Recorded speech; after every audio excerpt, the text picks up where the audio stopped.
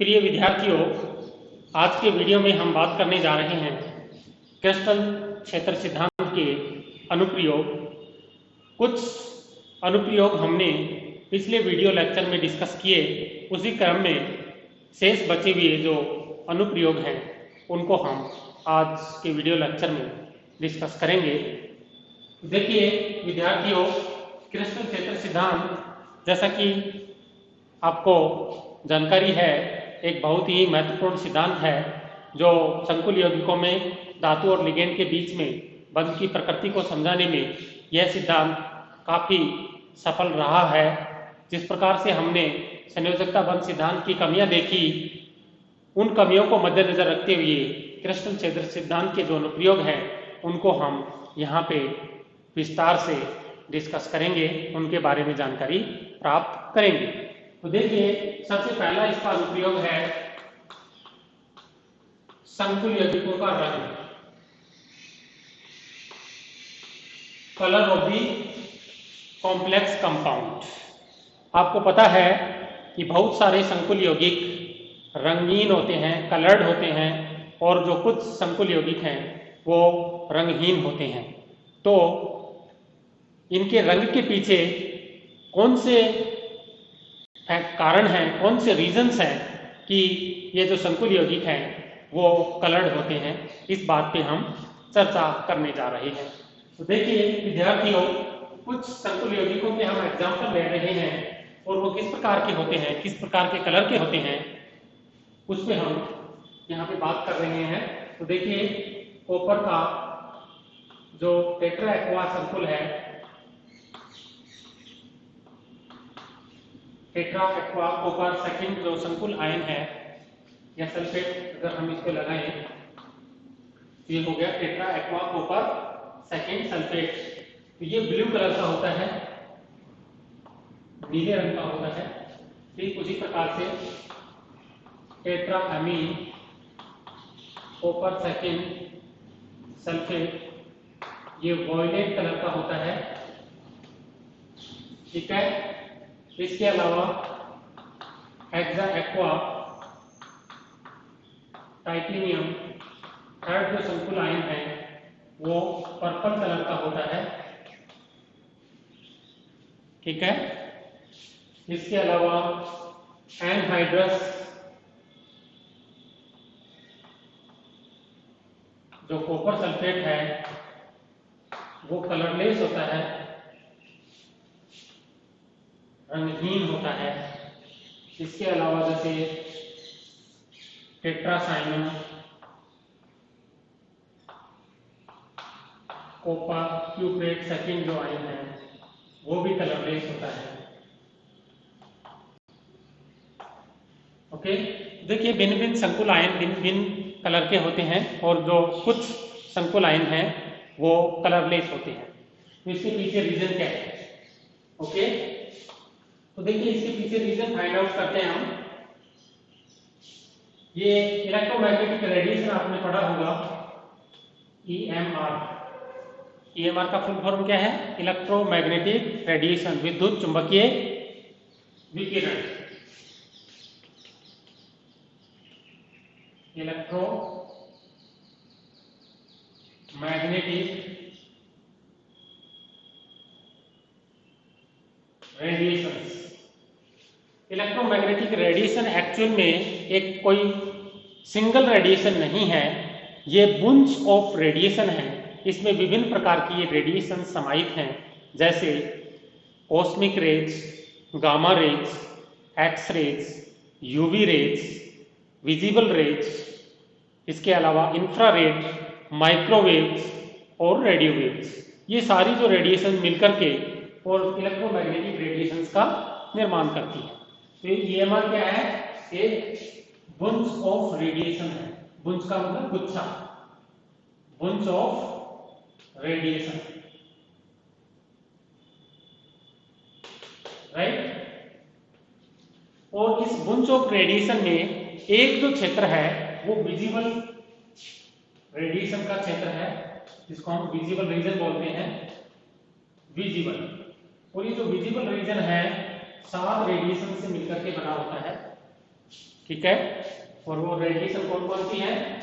वोयलेट, indigo, blue, green, yellow, orange और red. देखो 1 2 3 4 5 6 और 7 रेडिएशंस मिलकर के क्या बनाती है? विजिबल क्षेत्र बनाती है इलेक्ट्रोमैग्नेटिक रेडिएशंस का। और विभिन्न प्रकार की जो रेडिएशंस हैं जिसकी अभी हमने बात की है, कॉस्मिक रेज है, गामा रेज है और लास्ट में रेडियो वेव्स हैं। इस तरीके की जो सारी रेडिएशंस है वो मिलकर के क्या बनाती हैं? इलेक्ट्रोमैग्नेटिक रेडिएशंस बनाती हैं। ओके, तो अब देखिए ये जो प्रत्येक प्रकार की रेडिएशन है उसका एक पर्टिकुलर लैम्डा होता है। तो विजिबल रेडिएशन की लैम्डा की अगर हम बात करें तो वो 4000 एंगस्ट्रॉम से शुरू करके और 7800 एंगस्ट्रॉम तक का जो रीजन है वो क्या कहलाता है? विजिबल रीजन कहलाता है। ओके, तो देखिए कोई भी पदार्थ है वो कलर क्यों दिखाई देता है, इसके पीछे रीजन क्या है? देखिए यहाँ पे हम पदार्थ लेते हैं। ओके, एक हम जनरल बात करते हैं पदार्थ की, उसके बाद में हम कॉम्प्लेक्स कंपाउंड पे आएंगे। तो पदार्थ है, जैसा कि आपको जानकारी है, पदार्थ है वो ठोस भी हो सकता है, द्रव भी हो सकता है और गैस भी हो सकता है। जब हम किसी पदार्थ पे इलेक्ट्रोमैग्नेटिक रेडिएशन इंपार्ट करते हैं तो दो चीजें होती हैं। जब हमने इस पदार्थ पे क्या डाला? Electromagnetic radiation. ये क्या है? सबस्टेंस, सबस्टेंस है ये। ओके, और इलेक्ट्रोमैग्नेटिक रेडिएशन है उसकी एनर्जी को हम कैसे कैलकुलेट करते हैं? प्लांक समीकरण को यूज करते हुए हम इसकी एनर्जी को कैलकुलेट कर सकते हैं। बराबर hν equal to hc upon lambda. तो ये जो पदार्थ है इस डाली गई इलेक्ट्रोमैग्नेटिक रेडिएशंस को कुछ पार्ट को एब्जॉर्ब करता है। नंबर 1 क्या करता है? एब्जॉर्ब करता है। और नंबर दूसरा जो फिनोमिना है वो है ट्रांसमिट या फिर रिफ्लेक्ट करता है। जब किसी पदार्थ पर इलेक्ट्रोमैग्नेटिक रेडिएशंस डाली जाती हैं तो वह पदार्थ उस इलेक्ट्रोमैग्नेटिक रेडिएशंस के कुछ पार्ट को अवशोषित करता है और बाकी शेष पार्ट को क्या करता है? वो ट्रांसमिट या रिफ्लेक्ट करता है। ओके, तो देखिए पदार्थ में अगर हम विजिबल रीजन की हम बात करें, इलेक्ट्रोमैग्नेटिक रेडिएशंस की किस पार्ट की बात करते हैं? विजिबल रीजन की हम बात करते हैं। देखिए जो सबस्टेंस है या कंपाउंड्स हैं, यहाँ पे हम कॉम्प्लेक्स कंपाउंड पढ़ रहे हैं तो कॉम्प्लेक्स कंपाउंड की हम बात कर लेते हैं एक बार। कॉम्प्लेक्स कंपाउंड उनको कलर के आधार पर हम दो पार्ट्स में हम बांट सकते हैं। एक होते हैं कलर्ड और एक होते हैं कलरलेस, यानी ये रंगीन होते हैं और ये होते हैं रंगहीन। ओके, कॉम्प्लेक्स कंपाउंड रंग के आधार पर दो टाइप के होंगे, या तो कलर होंगे, कलर्ड होंगे, या फिर कलरलेस होंगे।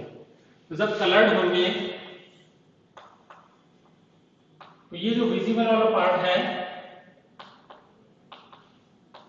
इसमें से रेडिएशंस का एब्जॉर्प्शन होगा तब ही कलर्ड होंगे। एक बात का विशेष ध्यान रखना है इसमें कि अगर कोई पदार्थ कलर्ड दिखाई दे रहा है तो इसका मतलब ये है कि जब हमने उस पदार्थ पर इलेक्ट्रोमैग्नेटिक रेडिएशंस डाली हैं तो वह पदार्थ इलेक्ट्रोमैग्नेटिक रेडिएशंस के विजिबल पार्ट से उसने अवशोषण किया है, एब्जॉर्प्शन किया है, इसी वजह से वो रंगीन दिखाई दे रहा है।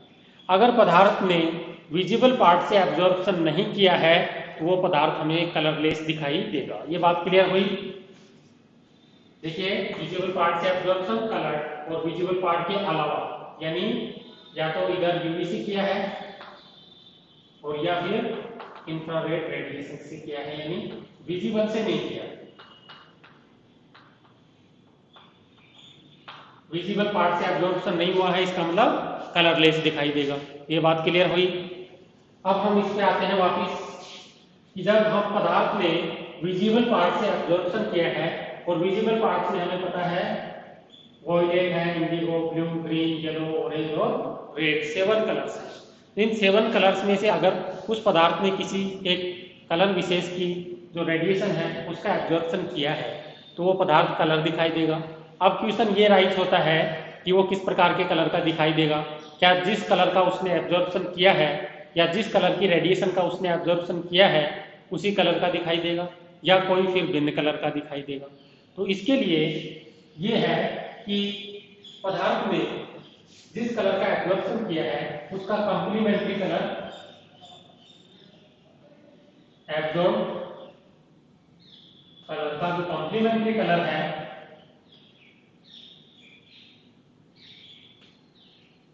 कॉम्प्लीमेंट्री कलर दिखाई हमें देगा। ये बात क्लियर हुई? तो देखिए कुछ एग्जांपल्स हम यहाँ पे बस एग्जांपल्स के बारे में बात करते हैं। अगर जो पदार्थ है वो वॉयलेट कलर का हमें दिखाई दे रहा है, वॉयलेट या ये कहें कि अगर पदार्थ ने वॉयलेट कलर का एब्जॉर्प्शन किया है तो वो हमें कैसा दिखाई देगा, येलो ग्रीन, येलो ग्रीन हमें दिखाई देगा। या फिर हम इसके विपरीत भी कह सकते हैं, अगर पदार्थ ने येलो ग्रीन कलर की रेडिएशन का एब्जॉर्प्शन किया है तो वो हमें क्या दिखाई देगा, वॉयलेट कलर का दिखाई देगा। ठीक है, देखिए एक दूसरे की कॉम्प्लीमेंट्री कलर है। दूसरा देखिए इसमें अगर ब्लू कलर का एब्जॉर्प्शन किया है तो वह येलो दिखाई देगा।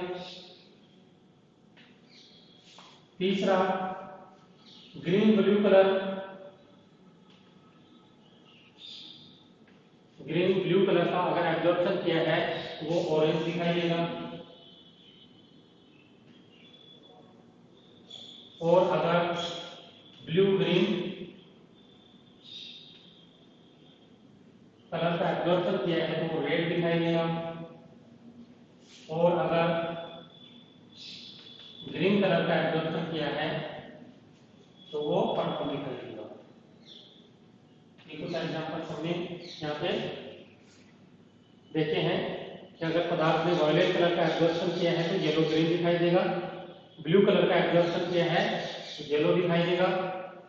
ठीक है, और ग्रीन ब्लू कलर का एब्जॉर्प्शन किया है तो ऑरेंज दिखाई देगा, ब्लू ग्रीन कलर का किया है तो रेड दिखाई देगा, ग्रीन कलर का किया है तो पर्पल दिखाई देगा। ओके, अब हम इन कंपाउंड्स पे आते हैं एक बार। ये जो टेट्रा एक्वा कॉपर का जो कॉम्प्लेक्स कंपाउंड है ब्लू कलर का दिख रहा है, ब्लू कलर का दिख रहा है। ठीक है, इसका मतलब इसने येलो कलर की रेडिएशन का एब्जॉर्प्शन किया है। जब इस पदार्थ पे इलेक्ट्रोमैग्नेटिक रेडिएशंस डाली गई हैं तो इलेक्ट्रोमैग्नेटिक रेडिएशंस का जो विजिबल पार्ट है उसमें से इसने येलो कलर का एब्जॉर्प्शन किया है और उसकी वजह से ये क्या दिखाई दे रहा है, ब्लू कलर का दिखाई दे रहा है। दूसरा कंपाउंड देखिए ये वॉयलेट कलर का दिखाई दे रहा है, वॉयलेट कलर का देखिए यहाँ पे वॉयलेट कलर का है, ये वॉयलेट कलर का दिखाई दे रहा है। इसका मतलब एब्जॉर्प्शन कैसा किया होगा इसने, येलो ग्रीन कलर का एब्जॉर्प्शन किया होगा। तीसरा देखिए ये पर्पल कलर का दिखाई दे रहा है, तो पर्पल कलर का दिखाई दे रहा है, इसका मतलब एब्जॉर्प्शन ग्रीन कलर का रेडिएशंस का इसने किया है। ओके, ये copper sulphate anhydrous copper sulphate है, वो कलरलेस है। कलरलेस का मतलब या तो इसने विजिबल पार्ट से अपसाइड की रेडिएशंस का या फिर डाउन साइड की रेडिएशंस का एब्जॉर्प्शन किया है, यानी इसने इंफ्रारेड जो रीजन है उससे रेडिएशंस का एब्जॉर्प्शन किया है, जिसके फलस्वरूप ये कलरलेस हमें दिखाई दे रहा है। ओके, चलिए देखिए ये भी कलरलेस है, टेट्रासाइनो कॉपर वाला जो कॉम्प्लेक्स है ये कलरलेस इसलिए क्योंकि इसने यूवी रेडिएशन को या यूवी रीजन से रेडिएशंस का अवशोषण किया है। तो अभी हमने डिस्कस किया यहाँ पे अगर कंपाउंड विजिबल क्षेत्र से रेडिएशंस का अवशोषण कर रहा है तो रंगीन दिखाई देगा, अन्यथा या तो यूवी रीजन से या आईआर रीजन से अगर एब्जॉर्प्शन है, विजिबल से एब्जॉर्प्शन नहीं है तो वो क्या दिखाई देगा, कलरलेस दिखाई देगा। ये दोनों एग्जांपल इसी श्रेणी के हैं। ये बात समझ में आई? हमने दोनों प्रकार के एग्जाम्पल लिए हैं, कलर्ड वाले एग्जाम्पल भी लिए हैं और कलरलेस वाले एग्जाम्पल भी लिए हैं। अब हम क्वेश्चन ये राइज होता है, ये तो बात समझ में आ गई कि पदार्थ ब्लू इसलिए दिखाई दे रहा है हमें कि इसने ब्लू का कंप्लीमेंट्री कलर येलो एब्जॉर्ब किया है। ओके, ब्लू दिखाई देने के पीछे रीजन ये हमने बताया कि जो ब्लू कलर यानी ब्लू कलर जो दिखाई दे रहा है उसका कंप्लीमेंट्री कलर येलो है और येलो कलर का इसने एब्जॉर्प्शन किया है, इसलिए क्या है ये ब्लू है। लेकिन क्वेश्चन ये राइज होता है कि इसने येलो कलर का ही एब्जॉर्प्शन क्यों किया है। येलो या और जो बाकी जो कलर हैं विजिबल क्षेत्र के जो अन्य कलर हैं उस क्षेत्र की रेडिएशंस का इसने एब्जॉर्प्शन क्यों नहीं किया। ओके, ये क्वेश्चन समझ में आया।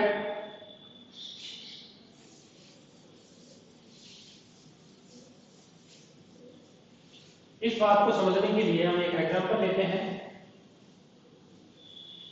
कि कोई भी पदार्थ एक पर्टिकुलर कलर की रेडिएशन का ही एब्जॉर्प्शन क्यों कर रहा है, किसी भिन्न कलर की रेडिएशन का एब्जॉर्प्शन क्यों नहीं कर रहा। तो इसके लिए हम ये एग्जांपल लेते हैं। देखिए, हेक्सा एक्वा टाइटेनियम थर्ड जो संकुल आयन है उसका हम एग्जांपल डिस्कस करते हैं। देखिए, टाइटेनियम है, इसमें केंद्रीय धातु परमाणु और वो +3 ऑक्सीडेशन स्टेट में है।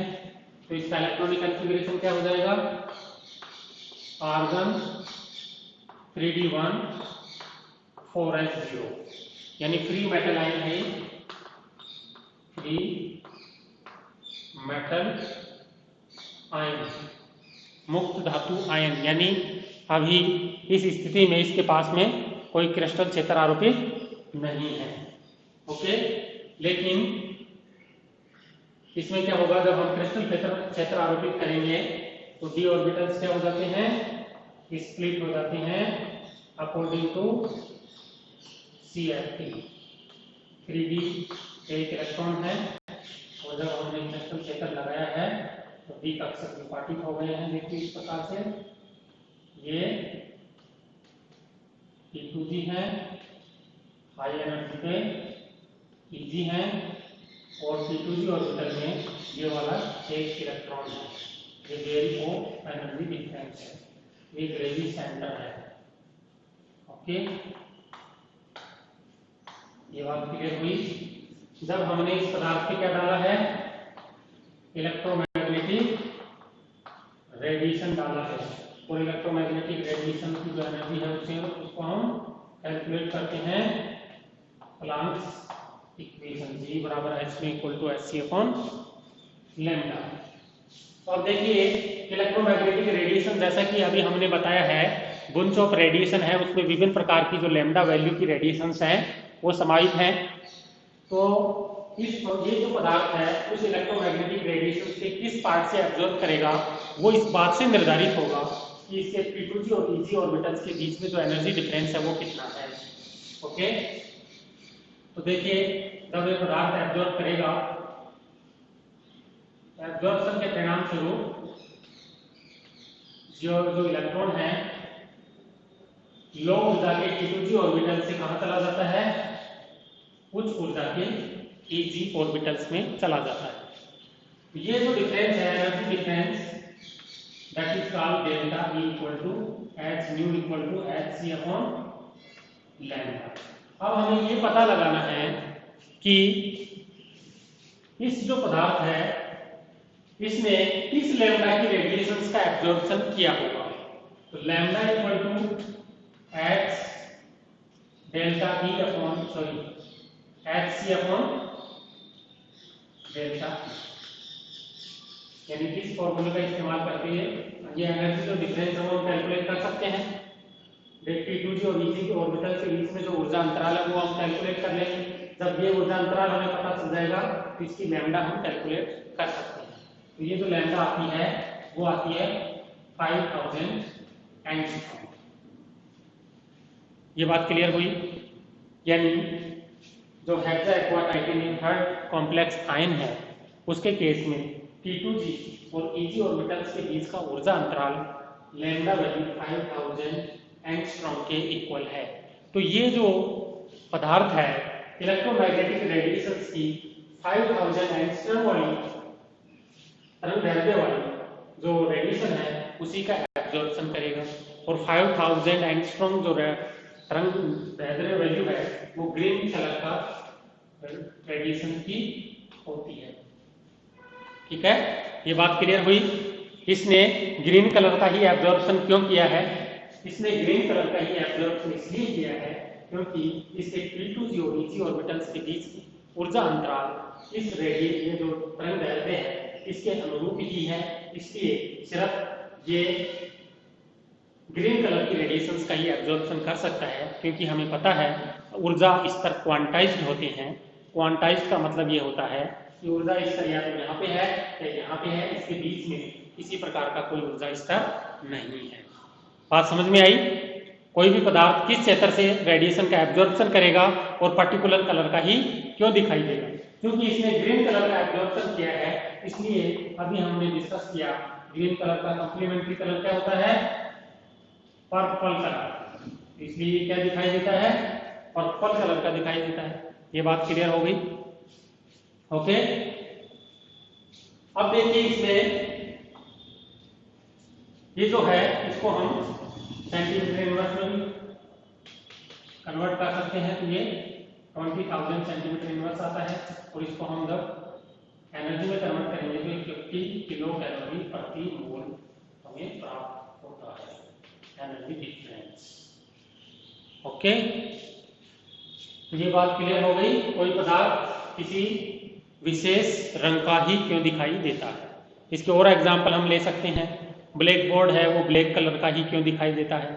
ब्लैक कलर का इसलिए दिखाई देता है क्योंकि उस पर क्या हो रहा है? इलेक्ट्रोमैग्नेटिक रेडिएशंस इम्पार्ट हो रही है और इलेक्ट्रोमैग्नेटिक रेडिएशंस का जो विजिबल पार्ट है वो भी इम्पार्ट हो रहा है। तो ये जो ब्लैक बोर्ड का जो पदार्थ है, जिस मटेरियल से ब्लैक बोर्ड बना है या जिस पेंट का इस पे लेयर चढ़ाया हुआ है या जिस कोटिंग का ब्लैक बोर्ड को ब्लैक बनाने के लिए इस्तेमाल किया गया है, उस मटेरियल की इंटरनल स्ट्रक्चर कुछ इस प्रकार की है कि जो विजिबल रीजन की जो भी रेडिएशंस हैं उन सभी का वो एब्जॉर्प्शन करता है और उसका जो कंप्लीमेंट्री कलर होगा ब्लैक कलर होता है, इसलिए हमें ब्लैक कलर का दिखाई देता है। इसी ठीक प्रकार से अगर कोई पदार्थ सफेद व्हाइट कलर का दिखाई दे रहा है, इसका मतलब यह है इलेक्ट्रोमैग्नेटिक रेडिएशन के जो दृश्य क्षेत्र से उस पर जब रेडिएशंस गिर रही हैं तो वो किसी भी रेडिएशन का एब्जॉर्प्शन नहीं कर रहा है, सभी रेडिएशंस को वो रिफ्लेक्ट कर रहा है, जिसका जो कंप्लीमेंट्री कलर व्हाइट होता है, इसलिए वो व्हाइट कलर का दिखाई देता है। ये बात क्लियर हो गई? ओके, तो क्रिस्टल क्षेत्र सिद्धांत की सहायता से हम इस बात को भली भांति समझा सकते हैं कि कोई कॉम्प्लेक्स कंपाउंड किसी रंग विशेष का ही क्यों होता है या रंगहीन क्यों होता है। ओके, जो कि संयोजकता बल सिद्धांत की सहायता से हम इस बात को समझाने में सफल नहीं थे, क्योंकि संयोजकता बल सिद्धांत में इस प्रकार की कोई व्यवस्था नहीं थी जिसमें कुछ कक्षक लो ऊर्जा के हैं, कुछ कक्षक अधिक ऊर्जा के हैं। ओके, तो यहाँ पे क्या है, इस इलेक्ट्रॉन ने इलेक्ट्रोमैग्नेटिक रेडिएशन के जो तरंग दैर्ध्य लैम्डा 5000 एंगस्ट्रॉम है उसका एब्जॉर्प्शन किया है और उस एब्जॉर्प्शन के फलस्वरूप ये यहाँ से कहाँ जंप कर गया है? EG ऑर्बिटल में जंप कर गया है और उसका कंप्लीमेंट्री कलर हमें दिखाई दे रहा है। ओके, तो ये था कलर। नेक्स्ट क्लास में हम इसका जो दूसरा अनुप्रयोग है उस पे बात करेंगे। आज का वीडियो हम यहीं समाप्त करने जा रहे हैं और नेक्स्ट क्लास में, नेक्स्ट वीडियो लेक्चर में हम पुनः उपस्थित होंगे इसके दूसरे अनुप्रयोग के साथ में। Thank you.